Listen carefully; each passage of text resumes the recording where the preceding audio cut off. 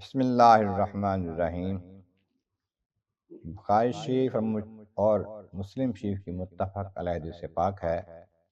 ان عائشہ رضی اللہ عنہا ام المؤمنین سیدہ عائشہ صدیقہ رضی اللہ تعالی عنہا سے روایت ہے، قالت، وہ فرماتی ہیں، قال النبی صلی اللہ تعالی علیہ وسلم، نبی رسول کریم رحمت عالمین صلی اللہ علیہ وآلہ وسلم نے ارشاد فرمایا، لا ہجرت بعد الفتح، یعنی فتح مکہ کے بعد ہجرت نہیں ہے۔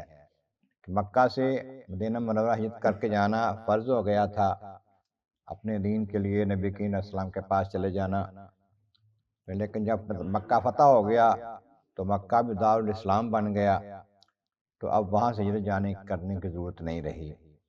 ولیکن جہاد و نیت، البتہ جہاد باقی ہے اور نیت کا خلوص باقی ہے، اس سے ثواب ملے گا۔ وَإِذَا اسْتُنْفِرْتُمْ فَانْفِرُوا، جب تمہیں جہاد کے لیے پکارا جائے، بلایا جائے تو اس میں چلو، جہاد کے لیے جہاد کرو۔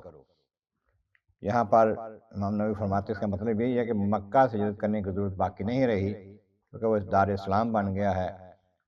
اس کے علاوہ جہاں کہیں ایسا موقع آ جائے کہ ایک جگہ پر ایک ملک، ایک علاقہ کافروں کا ہے اور دوسری جگہ پر مومن ایمان والے ہیں، کافروں کے پاس رہ کے دین پہ چلنا مشکل ہو جائے، تو پھر مسلمانوں کے علاقے کی ہجرت کا جانا اب بھی ہے۔ اللہ تبارک و تعالی ہمیں سمجھنے کی، عمل کرنے کی توفیق عطا فرمائے۔